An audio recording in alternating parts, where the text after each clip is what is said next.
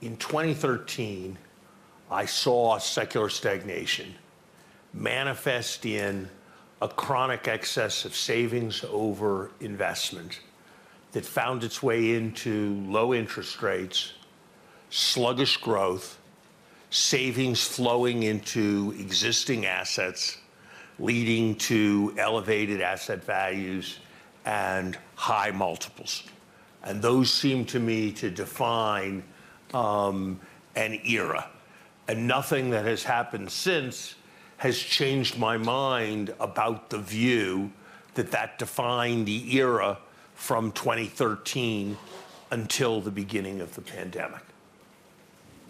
I saw that gap.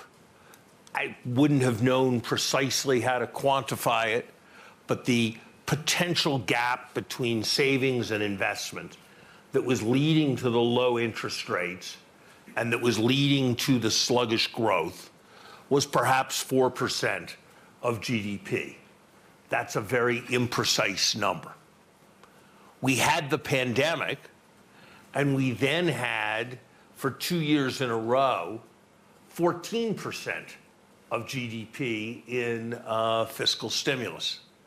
We had fiscal stimulus more than half as large as the United States had had during the Second World War. We had fiscal stimulus that measured relative to the GDP gap was 5 or 6 times as large as we had had in response to the financial crisis. And so with that magnitude of fiscal stimulus, you were far more than closing the secular stagnation gap. And that's why I, in early 2021, was very confident that we were setting off a serious inflation problem, because I saw that the secret sauce of economics is arithmetic, and that we were closing far more than the gap. And it was justified by all kinds of motivated reasoning, including the recency bias that you describe. I think matters are much less clear right now.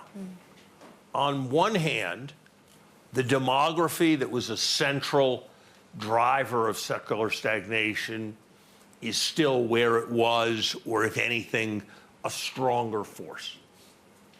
The decapitalization associated with the rise of intangibles, associated with the fact that my $500 phone has computing power comparable to what a $40 million computer did a generation ago. That is also still there and operates for secular stagnation.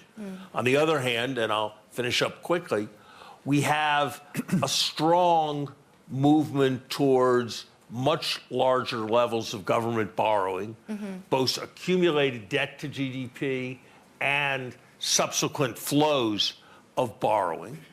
And we have major drivers to investment associated with the green transition, associated with the movements to resilience. And we have a set of cost increasing pressures pointing towards more inflation. My best guess is we're not going back to the interest rate era that characterized secular stagnation, where the zero lower bound was a central problem for central banks. That's my best guess.